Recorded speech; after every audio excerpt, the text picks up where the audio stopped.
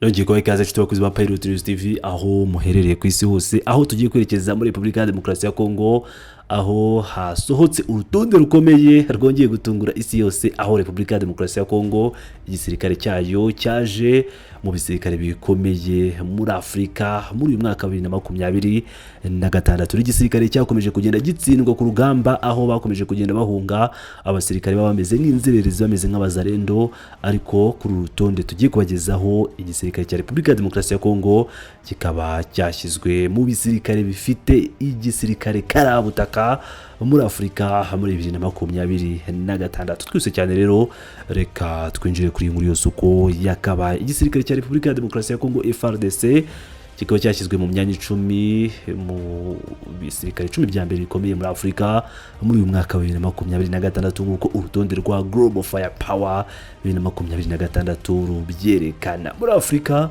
urutonde rwa 2026 no kuvuga ngo rwa GFP ya Global Firepower 2026 rugaragaza ibihugu 38 bifite igisirikare gikomeye, hashingiwe ku bushobozi bwa gisirikare bukubiyemo umubare w'ingabo, ibikoresho bya gisirikare, ingengo y'imari, ubushobozi bwo gutanga ibikoresho, naho igihugu giherereye. Urutonde ruyobowe n'ibihugu bimaze igihe kinini byarashoye byinshi mu gisirikare, ari byo Misiri ya mbere ikurikiwe n'ibihugu bya Algeria, Nigeria, Afrika y'Epfo, Ethiopia, Maroc, Angola, Repubulika ya Demokarasi ya Kongo, Sudani na Tunisia. Urutonde rugaragaza uburyo ibihugu bitandukanye byagiye bishora mu gisirikare no ku byago by'umutekano byagiye bihura nabyo mu karere kabyo. Umwanya wa Repubulika ya Demokarasi ya Kongo mu rutonde mu isuzuma rya 2026, Repubulika ya Demokarasi ya Kongo iri ku mwanya wa 8 muri Afurika ndetse n'umwanya wa 34 ku isi nzima mu bisirikare bikomeye ku rwego rw'isi. FARDC yagumye kuri uyu mwanya imazeho imyaka myinshi, mu gihe ingabo zayo zimaze imyaka ine zikubitwa n'igisirikare cya AFC M23 zirukanye iki gisirikare cya Repubulika ya Demokarasi ya Kongo mu duce twinshi two mu burasirazuba bw'igihugu. U Rwanda rero rukaba rutagaragara kuri ya rutonde, cyo kimwe n'ibindi bihugu nk'igihugu cy'u Burundi. Ku bihugu bifite igisirikare gikomeye ku isi bihuye na Leta Zunze Ubumwe za Amerika, Uburusiya, Ubushinwa, Ubuhinde na Korea y'Epfo. Nanone byari bitanu bya mbere mu mwaka ushize wa 2025. Muri uyu mwaka Ubufaransa bwazamutse ku mwanya wa 6, bugakurikirwa n'Ubuyapani bwa 7, hakaza Ubwongereza, Turkiya n'Ubuyapani bwa 10, Ubudage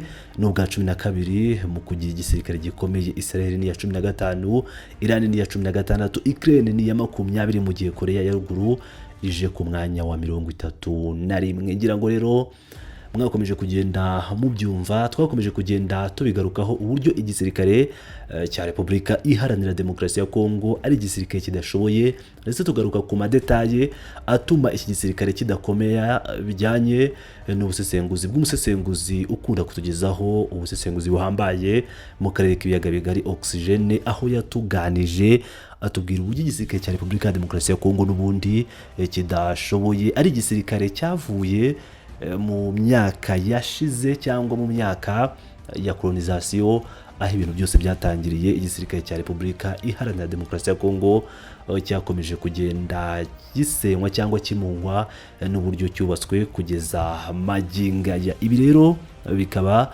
binyomoza ku buryo bukomeye cyane ibikomeje gutangazwa n'amaraporo agiye atandukanye agaragaza ko igisirikare cya Repubulika ya Demokarasi ya Kongo kiri mu bisirikare bikomeye muri Afurika nzima ndetse no ku isi nk'uko mubyumvira, kuko muri Afurika Repubulika ya Demokarasi ya Kongo iri mu bihugu 10 bya mbere, mu gihe ku rwego rw'isi iza ku mwanya wa 64 nk'uko bigaragara. Tuvuye muri Repubulika Iharanira Demokarasi ya Kongo reka duhite twerekeza muri Uganda, aho n'ubundi turavuga ku bijyanye n'igisirikare kuri General Muhoozi Kainerugaba, aho yavuze ku bijyanye n'ibyatangajwe na Cagulanyi ku mugore we, bavuga ko yatawe muri yombi cyangwa yakubiswe n'inzego z'ubutabera, ariko akavuga ko igisirikare kitakubita abagore cyangwa gikubita abagore, ahubwo avuga ko bashaka umugabo w'ikigwari nk'uko bigaragara kuri ubutumwa bwa Muhoozi Kainerugaba,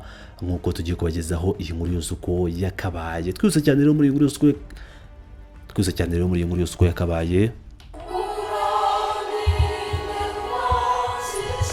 Kuwa mbere tariki 23 Mutarama, umugaba mukuru w'ingabo za Uganda General Muhoozi Kainerugaba yahakanye ibivugwa n'umunyapolitiki utavuga rumwe n'ubutegetsi Bobi Wine, avuga ko abasirikare bateye umugore we mu gitero cyagabwe mu rugo rwabo ari ninjoro. Bobi Wine amazina ye nyakuri akaba ari Robert Kyagulanyi, yavuze ko abasirikare binjiye mu ijoro ryo kuwa gatandatu mu rugo rwe ruherereye mu gace ka Magere i Kampala, bahohotera abakozi baniga umugore we Barbara Kyagulanyi, biba ngombwa ko ajya kwivuza. Wine wahise ajya kwisha nyuma y'amatora y'umukuru w'igihugu nk'uko Chip Reports ivuga, avuga ko icyo gihe atari mu rugo. General Kainerugaba akaba n'umuhungu wa Perezida Yoweri Kaguta Museveni yamaganye ibyo birego mu butumwa yanditse kuri X agira ati igisirikare ntigikubita abagore, ntabwo bakwiye umwanya wacu, turashaka umugabo we w'ikigwari, ntabwo ari we Bobi Wine. Umuhanzi wahinze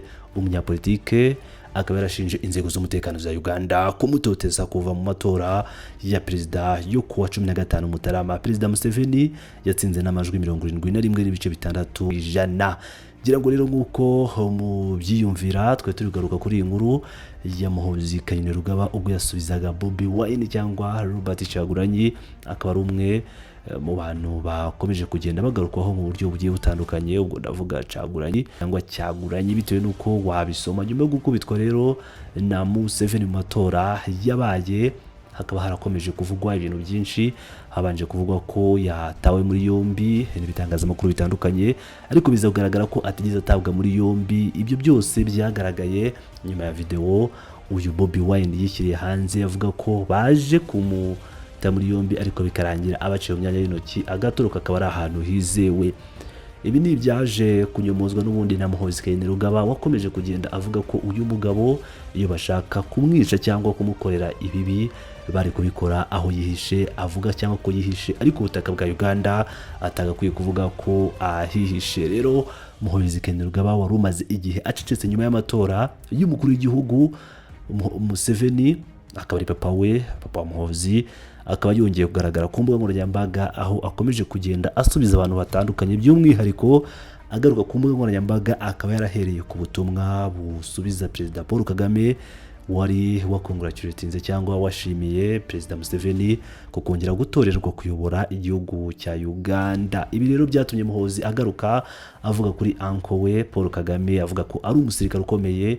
Ibi rero bikaba byaratumye akomeje kugenda asubizanya na Kyagulanyi. Ibi rero turakomeza kugenda tubikurikiranira kuri politike zikomeje kugenda ziranga akarere k'ibiyaga bigari. Mukomeze mane nanjye ndabakunda cyane, muri abagaciro. Peace up.